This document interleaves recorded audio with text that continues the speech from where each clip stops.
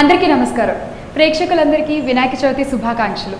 జనం కోసం తీసిన సినిమా, జనం మెచ్చిన సినిమా జనతా గ్యారేజ్. ఈ వినాయక చవితికి ఎలాంటి విఘ్నాలు లేకుండా ఘన విజయాన్ని అందుకున్న ఈ జనతా గ్యారేజ్ టీం ఆ ఘన విజయాన్ని కట్టబెట్టిన ప్రేక్షకులతో తమ ఆనందాన్ని పంచుకోవడానికి మనతో ఉన్నారు. వాళ్ళతో మాట్లాడదాం. అందరికీ నమస్కారం, వినాయక చవితి శుభాకాంక్షలు. ఎన్టీఆర్ గారు ఇక్కడ అంతా ఓకేనా? అంతా ఓకే కదా? ఓకే. ఆ నేచర్ ఇబ్బంది పెట్టే రకంగా ఏమీ లేదు కదా? ఆఖరికి మా వినాయకుడు అలా కాదండి, రియల్ లైఫ్ లో ఆఖరికి మా వినాయకుడు కూడా ఈకో ఫ్రెండ్లీ అన్నమాట. Eco friendly. ఎలా ఉంది? ఎంత హ్యాపీగా ఉన్నారు? ఆబ్వియస్లీ హ్యాపీగా ఉంటారు. ఎంత ఆనందంగా ఉన్నారు? మాటల్లో చెప్పలేనంత ఆనందంగా ఉంది. అది I wish I had words. But అంటే ఒక మంచి కథని నమ్మి, కథే బలంగా నమ్మి ఒక ప్రయత్నం చేసినప్పుడు దానికి తగ్గ ఫలితం వచ్చినప్పుడు మాటల్లో చెప్పలేని ఒక అనుభూతి. అది ఐ విష్ మన మాటల్లో చెప్పుకోగలిగితే బాగుండేదేమో. బట్ అంటే నేను మొన్నెప్పుడో ఊరికే నేను శివ మాట్లాడుకుంటూ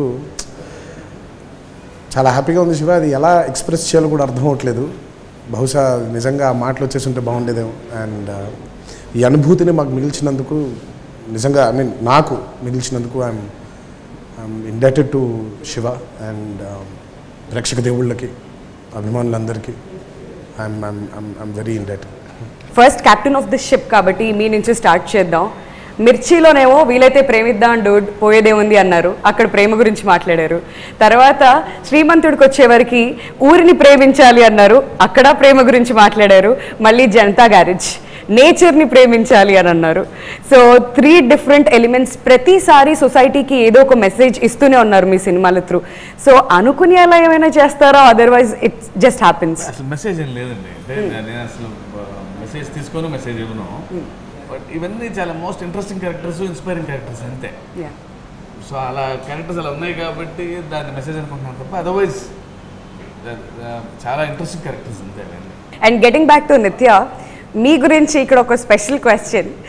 ఇంతకుముందు మీ ఒక మూవీలో ఫోన్ రేడియేషన్స్ గురించి మీరు బాగా క్లాస్ పీకారు, అండ్ ఈ మూవీలో ఎన్టీఆర్ గారు మీకు క్లాస్ ఇచ్చారు about nature. So how did you feel about it? I've said this before. She always feels that నేను పోర్ట్రే చేసిన character ఆవిడదని. we have discussed this because we always used to talk and he used to say, I find this character funny, because he's actually funny. అవి మొత్తం ఒక comedy sequence మా మధ్య. So I am actually very environment conscious. I love trees, I love plants, I love nature. So I understand his character. So complete opposite character వచ్చింది కదా. How did you feel when you are actually doing it? It's great. It's fine because a message, although he doesn't want to give, it's still a message. It's a beautiful thing to say, and I'm happy to support it. Okay, beautiful songs అండి. ఈ మధ్య కాలంలో single card మొత్తం songs అన్ని రాయడం చాలా అరుదుగా చూస్తున్నాం. సో ఈ మూవీలో మళ్ళీ మీరు కొరటాల శివ గారి డైరెక్షన్లో చేశారు, లిరిక్స్ అన్ని కూడా రాశారు. How did you feel about it? ఏ రచయితకైనా కానీ ఒక మంచి కంటెంట్ దొరికితే మంచి పాట రాసుకోవాలని ఉంటుంది. సో సరదాగా ఉండే పాటలు చాలా రాస్తూ ఉంటాం. ఆ పాటల మధ్యలోంచి ఇలాంటి ఒక మంచి అవకాశం కోసం, సందర్భం కోసం ఎదురు చూస్తుంటాడు ఏ రచయిత అయినా కానీ. అది నాకు వరుస పెట్టి ఒక 3 సార్లుగా జరుగుతూ వచ్చింది. మిర్చి అయితేనేమి, శ్రీమంతుడు అయితేనేమి, జనతా గ్యారేజ్. మళ్ళీ ముఖ్యంగా సందర్భాలు క్రియేట్ చేయడంతో పాటు నాతో పేషెంట్గా, ఓర్పుగా నాకు పదే వివరిస్తూ నేను రాసినంతసేపు ఓపిక్గా ఉండటం, నా మూలంగా షూటింగ్ షెడ్యూల్స్ వాటిని కొంచెం అటు ఇటు చేయడం, ఇట్లాంటివన్నీ కూడా దే ఆర్ గ్రేట్ గెస్చర్స్. యాక్చువల్గా నేను ఎప్పుడూ ఆయనకి మనసులో మాట చెప్పలేదు, కానీ సో ఇవాళ అనిపిస్తుంది. అంటే రామలోకి గారు కొంచెం లేట్ అని చెప్తున్నారు. అది లేట్ ఎందుకంటే పాటకు 2 చరణాలు ఉంటాయి. సో మనం ఫోన్ చేస్తే సార్ షూటింగ్ టైం అవుతుంది, ఇంకా పాట ఇవ్వలేదు ఏంటంటే రాస్తున్నా అని 6 చరణాలు రాసుకొస్తాడు, అందుకు టైము. సో వచ్చిన ఇబ్బంది అది. అన్ని పాటలు రాక్ ఆన్ బ్రో అనే పాటకి 6 చరణాలు, మాకు కావాల్సింది 2. జై హో జనతాకి 8 చరణాలు, మాకు కావాల్సింది 2. ప్రణామంకి 6, కావాల్సింది 2. అంటే ఏది ఎన్నుకోవాలా ఏది పెట్టాలో తెలియదు, చాలా కష్టం. అంటే ఇంకా కన్ఫ్యూజన్ అండి, అన్నీ బాగుంటాయి ఒకదాని మించి ఒకటి. జై హో జనతా సాంగ్లో మసీద్ సెటప్ అంతా ఉంది, ఫిల్మ్ సిటీలో షూట్ చేస్తున్నాను. అలా చూడటానికి వెళ్ళాను, అలవగ్గా పలికింది, ధర్మం గెలవని చోట తప్పదు కొత్తలు పెట్టాను అది. సో రకరకాల పరిస్థితుల్లో ఏ పాయింట్లో ఎక్కడ ఏమి ఇన్స్పైర్ ఎలా తగులుతుందో తెలియదు, బట్ మనకి సంబంధించిన వరకు పనిని ఎత్తున పెట్టుకుని ఈక్వల్గా ప్రేమిస్తూ దాన్ని ట్రావెల్ చేస్తూ ఉంటే తగులుతుంది, దారిలో తగులుతూ ఉంటుంది అంతే. రాజీవ్ గారి విషయానికి వస్తే చాలా మంది జనాలు ఫీల్ అయ్యేది ఏంటంటే రాజీవ్ గారు ఎన్టీఆర్ గారి సినిమాలో రాజీవ్ గారు ఉండాలని సెంటిమెంటో ఏంటో బహుశా తెలియదని కూడా అంటారు. So you have to answer it. అలా ఏం లేదు, అంతకుముందు కూడా క్లారిఫై చేస్తున్నా. But that's friendship, love.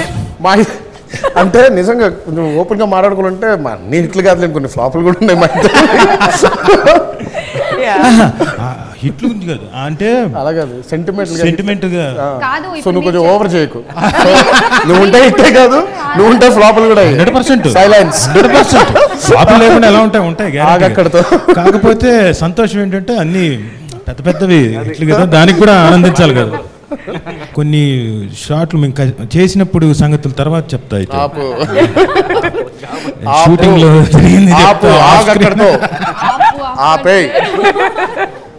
Mic లాక్కుండా తన దగ్గర ఆ ఛాన్స్ లేదు, ఎందుకంటే ఆ మైక్ స్పెషల్ గా రాజీవ్ గారి కోసం ఇవాళ ఆయన ఫీలింగ్స్ అన్ని చెప్పేయడం కోసం ఇచ్చాం ఆయనకి. So he has to. ఎప్పుడు ఒక బలవంతుడు బలహీనుడికి బలం చేకూరుస్తాడు కదా. ఎప్పుడు స్టూడెంట్ నెంబర్ 1 నుంచి అదే స్టూడెంట్ నెంబర్ 1 నుంచి ఆ బలం ఉంది. ఆ బలం బహుశా నాకు ఈ పేరు రావడానికి కారణం కూడా ఒక సీన్లో తను జిహెచ్ఎంసీ సీన్లో వచ్చి బికాస్ ఆయన కాబట్టి ఆయన చెప్పాడు కాబట్టి పలానావాడు ఇంత గొప్పవాడు ఇంకోటి అనేసరికి బహుశా దానివల్ల వచ్చేసింది, డైలాగుల వల్ల వచ్చింది. కానీ దే డెడ్ పేరు నాకు వచ్చింది, అది ప్రాబ్లం. డైలాగుల కన్నా ఒక సీన్ ఎమోషనల్ సీక్వెన్స్ చాలా బాగా వచ్చి ఆవిడతోటి ఇదే దీంట్లో చేశారు. బహుశా ఇక్కడే నించుని ఉంటాడు, ఇక్కడను ఆవిడ సమంత అక్కడ నించుంటే బ్యూటిఫుల్ పర్ఫార్మెన్స్, వేరే ఈ హ్యాట్స్ ఆఫ్ చెప్పడానికి. అలాగే నిత్యామేనన్ గారితో నేను ఎప్పుడు వర్క్ చేయలేదు, సినిమా సీక్వెన్స్ చూశాను, కామెడీ చాలా బాగా పండింది. ఆ సీక్వెన్స్ వెళ్ళిన తర్వాత వీళ్ళిద్దరు టైమింగ్ మామూలు కాదు సార్, విపరీతంగా నవ్వుతున్నారు. ఒక్కొక్క డైలాగ్కి నేనున్నానని రవి అంటున్నాడు, అంటే నవ్వుతున్నారు. ఆ సీక్వెన్స్ నవ్వి నవ్వి నవ్వి నవ్వి కంటిన్యూస్గా నవ్వుతున్నారు సీక్వెన్స్ అంతా. So wonderful. Nithya first time working with Tarak. So ఈ సినిమా వరకు అయితే మీ క్యారెక్టర్ని ఆయనలో చూసుకున్నాను అని అన్నారు. సో రియల్ లైఫ్లో ఆయనతో పనిచేస్తున్నప్పుడు ఎలా అనిపించింది? చాలా కంఫర్టబుల్గా అనిపించింది నాకు. ఐ థింక్ ఆల్మోస్ట్ ఫస్ట్ డేనే మేము we really broke the ice, we became good friends, and I always found him very very down to earth and very comfortable, just like working with like any other person. So అది నేను నాకు the way he approached me on the first day, he told me he watches my films and he appreciated it. Adi nenu chala appreciate chesanu. That's a nice thing about somebody of his stature to speak to me that way. So I was very comfortable. I was happy working with him. And Shiva గారు ఒక విషయం అడగాలి. ఈ సినిమాలో first fight ఉంటుంది కదా, nature పంచభూతాల గురించి చెప్తూ, అంటే గాలికి కోపం వస్తే ఎలా ఉంటుంది, నీరుకు కోపం వస్తే ఎలా ఉంటుంది, ఆ వెనకాల బ్యాక్గ్రౌండ్ స్కోర్ కూడా ఒక్కొక్క దాని గురించి రాస్తూ, అది ఎవరి ఐడియా సార్? ఎంత బాగుందంటే చాలా ఫ్రెష్గా ఉంది. అది దేవి గారిది, రామజోగి గారిది అండి. అది ఎందుకంటే సో ఫైట్ కంపోజ్ చేసినప్పుడే సో నేచర్ కోపం వస్తే ఎలా ఉంటుంది అనేది ఒక ఫైట్ రూపంలో చెప్పాలి అని, స్మాల్ స్కేల్, మరి మన లార్జ్ స్కేల్ డిస్ట్రక్షన్ ఏమి ఉండదు. సో అందుకే చెప్తారు శాంపిల్ సైజ్ మాత్రమే ఇది అని చెప్పి చెప్తారు ముందే. సో షూటింగ్ అయిపోయి మొత్తం రేటింగ్ అయిన తర్వాత దేవి అన్నాడు, ఇంత స్కీమ్ అండి, ఇంకా ఏదో హెవీ చేయాలేమో బ్యాక్గ్రౌండ్ నేను అన్నప్పుడు, అన్నా కొంచెం మేక్ ఇట్ మోర్ హెవీ అండి అని, చిన్న నేచర్ ఫీల్ రావాలి బ్యాక్గ్రౌండ్లో అని.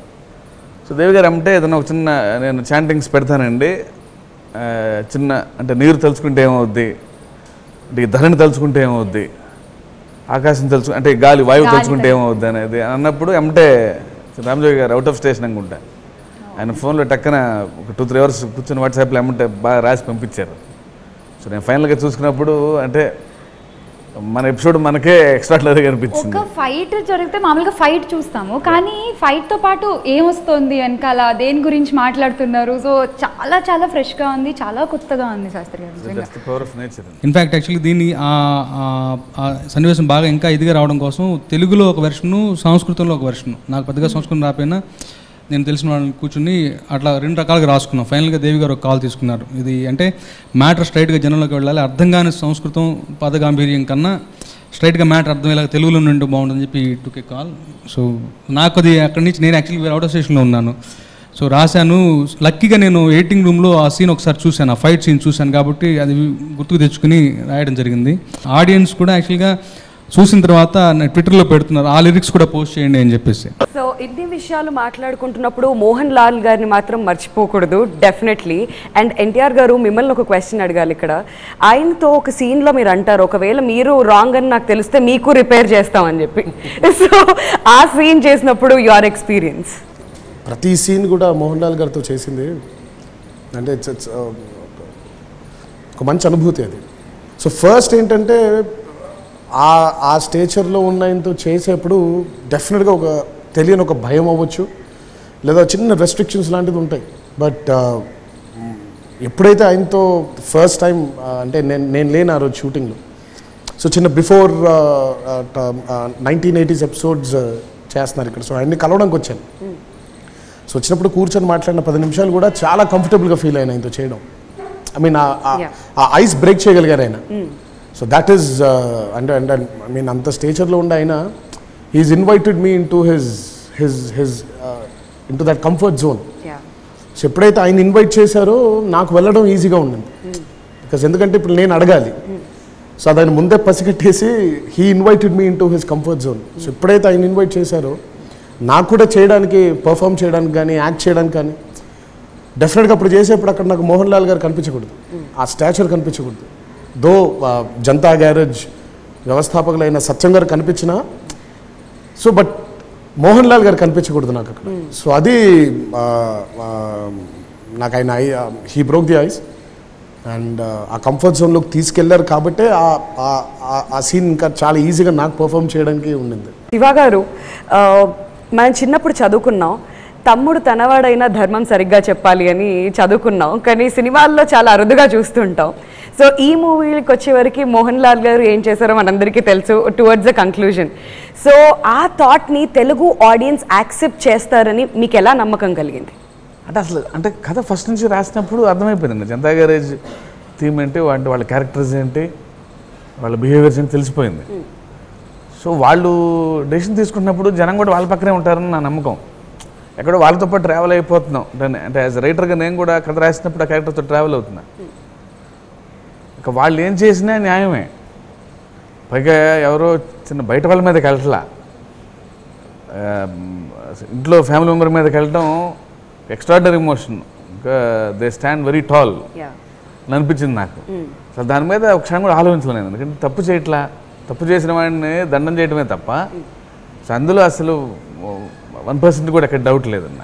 అండ్ తారక్, మీరు ఈ సినిమాలో చాలా లైట్గా కనిపించారు అనిపించింది నాకు. అంటే మా ఇంతకుముందు సినిమాలు చూసుకుంటే కొంచెం గంభీరంగా, కొంచెం పెద్ద మనిషిలాగా బిహేవ్ చేస్తూ ఉంటారు. బట్ ఈ సినిమాలో చాలా క్యాజువల్గా పరిగెడుతూ, ఒక ఫైట్ చేసి చక్కగా జేబులో చేతులు పెట్టుకుని పరిగెట్టేస్తూ ఉంటారు, ఒక భారీ డైలాగ్ చెప్పి మళ్ళీ క్యాజువల్గా నడుచుకుంటూ వచ్చేస్తారు. సో అంత లైట్ క్యారెక్టర్ మీరెంత ఎంజాయ్ చేస్తూ చేశారు చేసేటప్పుడు? చూస్తుంటే మాకే చాలా బాగా అనిపించింది. ఐ లవ్డ్ ఆనంద్స్ క్యారెక్టర్ అండి నాకు. ఎందుకంటే బికాజ్ యాజ్ అన్ ఆర్టిస్ట్ ఒక స్వార్థం ఉంటుంది, మంచి చిత్రాలు చేయాలి, గుర్తుండిపోయే పాత్రలు చేయాలి అని.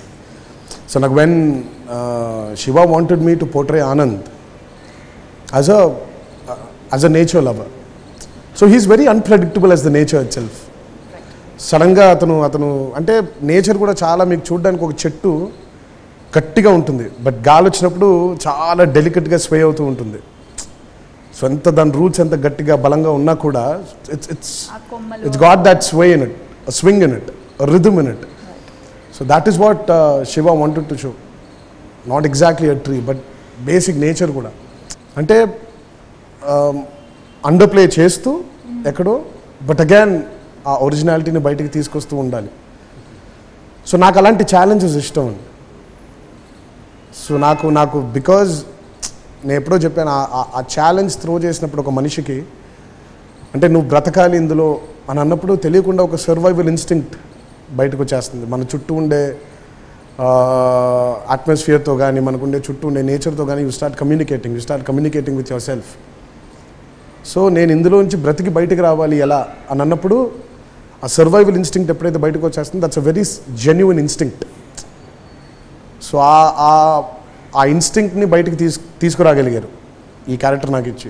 అండ్ ఈ సినిమా చూసాక 2 రిజల్యూషన్స్ తీసుకున్నాను సార్ నేను. ఒకటి, దీవాళీ రోజు దీపాలు మాత్రమే పెట్టాలి, క్రాకర్స్ కాల్చకూడదు. నాకు ఆ సీన్ గురించి చెప్పాలండి. ఇట్ వాజ్ అంటే బేసిక్గా it's a funny scene. The content of the scene it needs to be funny. But ఇతను కొంచెం హీస్ ప్రిటీ సీరియస్.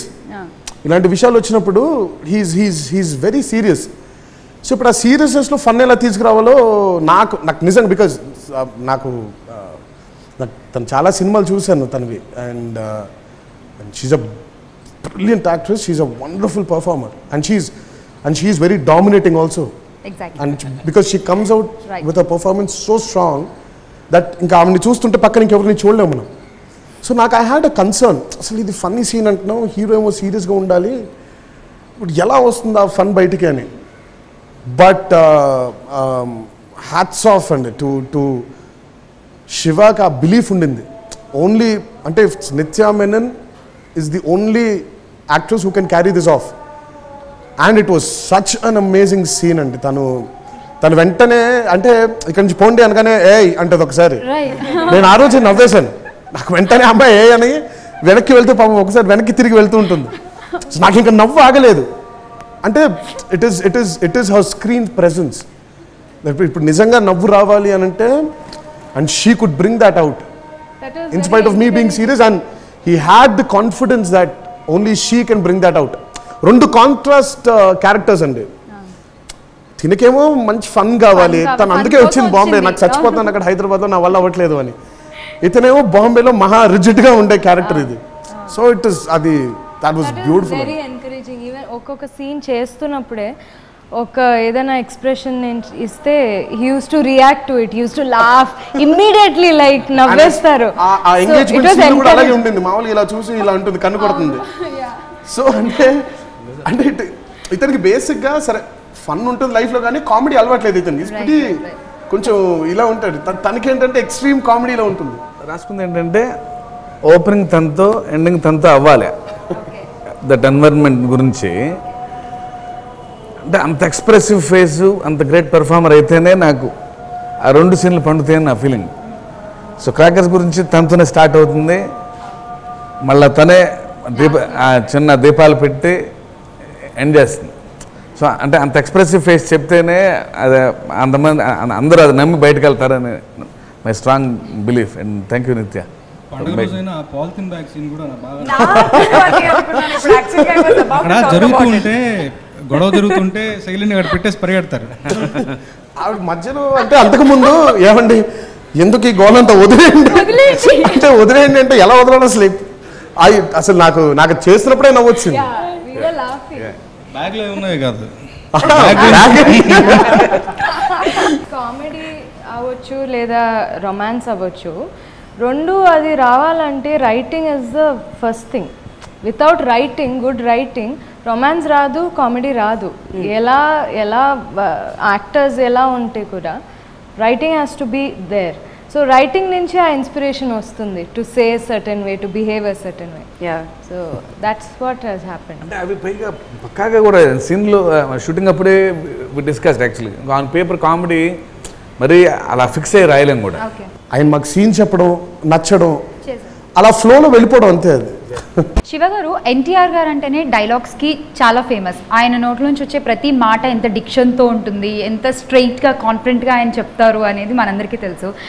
మీరు ఆయనకి బృందావనం సినిమాకి రైటర్గా కూడా వర్క్ చేశారన్న విషయం తెలిసిందే. సో ఇప్పుడు యాజ్ ఎ డైరెక్టర్గా ఎన్టీఆర్ గారితో మీరు అనుకున్న భావాలు ఆయనతో చెప్పించాలనుకున్నప్పుడు, ఆయనకంటూ డైలాగ్ రాసేటప్పుడు మీరు ఏమన్నా కొంచెం కష్టపడాల్సి వచ్చిందా? ఇంకా బాగా రాయాలి, ఇంకా ఇంత ఇలా ఇంపాక్ట్ పెంచాలి అంటే రైటర్గా ఉన్నప్పుడు కొన్ని రెస్ట్రిక్షన్స్ ఉండేవి. అంటే మా డైరెక్టర్కి ఎంత కావాలో అంతవరకు రాయాలి. సో ఇప్పుడు డైరెక్టర్ని అయ్యాను కాబట్టి అంటే ఒక స్వార్థం ఉంటుంది, మొత్తం వాడేద్దామని. అండ్ ఎమోషన్ ఎంత స్ట్రెంగ్త్ తెలుసు నాకు, హౌ ఎక్స్ప్రెసివ్ హీ ఈజ్ అనేది. అంటే చిన్న ఎమోషన్ కూడా చాలా ఎక్స్ప్రెసివ్గా చెప్పగలరు. సో కొంచెం హార్డ్ కోర్ ఎమోషన్స్ రాయాలి, అదంతా బయటకు రావాలంటే. సో అలాంటి ప్లాట్ఫామ్ దొరికింది నాకు. అంటే నేనే రైటర్ని అంటే నేనే డైరెక్టర్ అవటం వల్ల ఈ కథకి. అండ్ ఈయన, మోహన్ లాల్ గారు, సమంత, నిత్య మీనన్, ఈ నలుగురు ఉంటే నాకు సినిమా అయిపోయింది. అంటే ఫైనెస్ట్ యాక్టర్స్ నా కథలో ఉన్నారు, ఎంతకంటే డ్రీమ్ ఏముంది. ఆయన కన్న ఒక కళ, అందులో మేము అందరూ భాగస్వాములు అవడం, అది ఆనందం. ఈ సినిమా తెలుగులో చాలా పెద్ద హిట్, ఇతర లాంగ్వేజెస్లో కూడా రిలీజ్ అయింది. సో అక్కడ ఎలా ఉంది అండ్ రెస్పాన్స్ ఏంటి? మలయాళం అండి, తెలుగు మలయాళం. బికాజ్ మోహన్ లాల్ గారు ఉన్నారు, సూపర్ స్టార్. అంటే నాకు ఫస్ట్ డే నాకు ఆయన ఫోన్ చేసినప్పుడు ఆయన ఏం చెప్పారంటే, జనరల్గా నేను డబ్బింగ్ సినిమా అనుకున్నాను, నేను ఇది డబ్బు ఫిల్మే, అంటే 2 లాంగ్వేజ్ నేను షూట్ చేయలేదు. బట్ ఈ సెడ్ అంటే వాళ్ళు స్ట్రైట్ ఫిల్మ్ లాగా ఫీల్ అవుతున్నారని. స్ట్రైట్ మలయాళం ఫిల్మ్ లాగా మోహన్ లాల్ గారి కొత్త సినిమా ఎట్లా రిలీజ్ అవుతుందో అలా వచ్చినాయి ఓపెనింగ్స్. అంటే వాళ్ళకి కూడా ఏంటంటే మోహన్ లాల్ గారు అంటే ఆ అపియరెన్స్, ఆ గెటప్ కొత్తగా ఉంది వాళ్ళకి. సో ఒక ఓల్డ్ క్యారెక్టర్ అంత ఇంటెన్స్గా, దట్ సెటప్, ఆ స్పాన్ అది కొత్తగా ఉంది వాళ్ళకి. సో మోహన్ లాల్ గారు నాకు ఫోన్ చేసి ½ అన్ అవర్ మాట్లాడారు, ఇది రియాక్షన్ మీకు అర్థం అవ్వాలి ఇది ఇక్కడ అని. దట్టు ఎక్కడో మోహన్ లాల్ గారికి ఈయనకి చాలా సిమిలారిటీస్ ఉంటాయి, నాకు మరి ఎందుకో తెలియదు. నాకు కాదండి, సినిమా చూస్తే నిజంగానే వీళ్ళిద్దరూ రియల్ పోలికలు అంటారు. తండ్రి కొడుకులేమో అని అది చాలా మంది అన్నారు, చిన్న తండ్రి కొడుకులేమోనని. అంటే ఎక్కడో వాళ్ళు అలాగే ఫీల్ అయ్యారు, చిన్న అక్కడ వాళ్ళు కూడా. సో ఆ కెమిస్ట్రీ జనరల్గా హీరోయిన్ మధ్య ఉంటుంది, కానీ మోహన్ లాల్ గారి మధ్య ఈయన మధ్యలో అలా కుదరటం అనేది దట్స్ ఎ బ్యూటీ. ఇంత బ్యూటిఫుల్ సెట్స్ వర్క్ ఇదంతా కూడా ఎలా జరిగింది శివ గారు అండ్ ఎన్టీఆర్ గారు? అంటే ప్రకాష్ గారు అంటే సెట్ చెప్పినప్పుడు అంటే కథ విన్నప్పుడు ఆయన ఫీల్ అయ్యారు. అంటే ఎన్టీఆర్ గారు, మోహన్ లాల్ గారు జైంట్స్, అంటే వాళ్ళ క్యారెక్టరేషన్ కూడా అలాగే ఉన్నాయి సినిమాలో. సో వాళ్ళకంటే పెద్దదేమో జనతా గ్యారేజ్ అనే ఒక మాట అన్నప్పుడు టక్కన తగిలింది అతనికి. సో దానికి ఒక క్యారెక్టర్, అంటే వాళ్ళకి ఎలా రాసేమో క్యారెక్టర్స్, సో జనతా గ్యారేజ్ కూడా ఒక క్యారెక్టర్ డిజైన్ చేయాలని. సో అందుకే ఇంత పెద్ద సెట్ కానీ వాటిని కలర్స్ కానీ, అంటే బ్యాక్ యార్డ్కి ఒక క్యారెక్టరు, మండువాకి ఒక క్యారెక్టరు, గ్యారేజ్కి ఒక క్యారెక్టరు. సో అంటే అమేజింగ్ వర్క్ అండి బై ప్రకాష్ గారు. So about the production values of this film Tarak గారు, అంటే it's the belief they had on the story called Janta Garage, and I'm sure Maitri Movies is here to stay for a long time. And very focused producers. General ga anta focus unnappudu chaala serious ga undadam jarugutundi, but they're very fun loving. Ante kanipicharu, asalu chaala mandi kanipicharu. Chaala saarlu Samantha కానీ నిత్య also ఒకసారి ఆవిడ కూడా ఆయన ఎవరు అంటే ఆయన he's the producer. ఓహో మరి ఆయన ఎవరు, ఆయన కూడా ప్రొడ్యూసర్, మరి ఆయన కూడా ప్రొడ్యూసర్స్, వాళ్ళు ముగ్గురు ఉంటారు వాళ్ళు. సో బేసిక్గా అంటే being the lead characters of the film వాళ్ళు కూడా తెలియలేదు అంటే ఎక్కువ ముందుకు రారండి. సో వాళ్ళు సరదాగా హ్యాపీగా వాళ్ళ దగ్గర కూర్చొని ఆడంబరాలు ఏమీ లేకుండా very very focused business men, but అలాగే very fun loving people like all of us, very soft in nature. And so ఇన్ని కలగలుపున్న ప్రొడ్యూసర్స్ వాళ్ళు. So and I think Janatha Garage ఈరోజు ఇంత మ్యాసివ్గా టర్న్అవుట్ అవ్వడానికి మేమందరం ముందుకి కనబడుతున్నాం, బట్ కనబడని మా అందరికి push was Mythri movie makers. మీకు మూవీ చూసినప్పుడు జనతా గ్యారేజ్లో ఇట్స్ నాట్ జస్ట్ ఎన్టీఆర్ గారు, మోహన్ లాల్ గారు, వెనకాల ఉన్న 7 క్యారెక్టర్స్ కూడా దే ఆర్ వెరీ ఇంపార్టెంట్. ప్యారలల్గా ఈ రోల్స్తో equally they played role. So వాళ్ళని చూసినప్పుడు యాజ్ అ వ్యూవర్ మీకు ఎలా అనిపించింది? నేను ఇంకా ఫిల్మ్ చూడలేదు, ఈ రోజు చూస్తున్నాను. Very bad. ఈ రోజు చూస్తున్నాను కాబట్టి ఓకే, ఈ రోజే వచ్చాను హైదరాబాద్, మార్నింగ్ వచ్చాను. సినిమా రిలీజ్ అయిన తర్వాత ఫేస్బుక్స్ లో చూసిన, ట్విట్టర్స్ లో చూసిన, యూట్యూబ్ లో, ఎక్కడ సోషల్ మీడియాలో ఒక్కొక్కళ్ళు ఒక్కొక్క పాయింట్ నచ్చిందని చెప్పారు. అవన్నీ కలిపి చూస్తే జనతా గ్యారేజ్ సినిమా కనిపించేస్తుంది మనకి. అవును. సీరియస్గా మీకు ఎలా అనిపించింది సోషల్ మీడియాలో అంత హ్యూజ్ రెస్పాన్స్, మీరు మాట్లాడే ప్రతి డైలాగ్ కానీ ఎవ్రీథింగ్, సీన్స్ కానివ్వండి, స్పెషల్గా గవర్నమెంట్ ఆఫీస్ సీన్ గురించి కూడా ఫేస్బుక్లో ఒక పెట్టారు సార్, కామెంట్స్ పెట్టారు అందరూ. నిజంగానే మేము అంతా కుటుంబంలో ఫీల్ అవ్వాలి ఇక నుంచి, ఇన్నాళ్ళు మాకు ఆలోచన రాలేదు, మీరు చూసారో లేదు నాకు తెలియదు. సో మీకు ఎలా అనిపించింది రెస్పాన్స్ చూస్తే? శివగారి సినిమాలో డైలాగులు ఉండవు, మాటలు ఉంటాయి, మంచి మాటలు అవి మనం మాట్లాడుకునేలాగా ఉంటుంది. మనం అందరూ ఇప్పుడు ఎలా మాట్లాడుతున్నామో ఎఫర్ట్లెస్గా ఉంటుంది అది. అందుకే బహుశా అలా అంత ఎఫర్ట్లెస్గా ఉంటాయి కాబట్టి they create a bigger impact on us.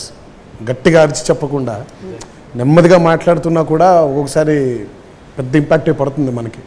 The experience of Janata garage post release is something which I will never forget, which I will always cherish. నేను ఆడియో ఫంక్షన్లో కమిట్ అయ్యాను, ద గ్రేటెస్ట్ మ్యూజిక్ లవర్ అని అర్థం చెప్పేసి. ఓ 2 లైన్లు ఏమైనా పాడితే బాగుంటుంది. I wish I can. ఏమని పాడను? నాకు పాటలు ఇప్పుడు నేను పాటలు ఎక్కడ పాడతానండి? ఇప్పుడు మనం సినిమాలో నాకంటే అద్భుతమైన సింగర్ అండి తమిళ. ఇద్దరం కలిసి పాడలేమండి. సారీ, నాకు కొంచెం సిగ్గుగా ఉంటుందండి అలా. నేను అంటే శాస్త్రి గారు దయచేసి నన్ను ఇబ్బంది పెట్టకండి. మీకు తెలుసు నేను ఆమె బాత్రూమ్ సింగర్ అండి. నన్ను వీళ్ళందరూ కలిసి ప్రొఫెషనల్ సింగర్. నాకు అది నచ్చదండి. నాకు మనమంతా జీన్స్ ప్యాంట్, ఇది మనం ఇదే మనం క్షణాల్ని జీవితంగా మార్చే గుణం, ఇదే ధనం ఈ ఇంధనం రానున్న రేపు వైపు నడిపే బలము.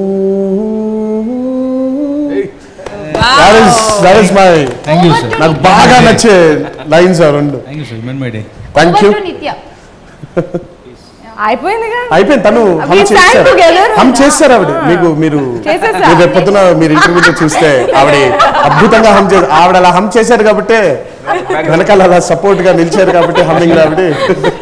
ఇద్దరు కూడా ఇండిపెండెంట్ గా ఫిల్మ్స్ లో పాడిన వాళ్ళు. She's a fabulous singer. నీ పాటలు అండ్ ఎన్టీఆర్ గారు ఫైనల్లీ ఆడియన్స్ కి ఏం చెప్పాలనుకుంటున్నారు?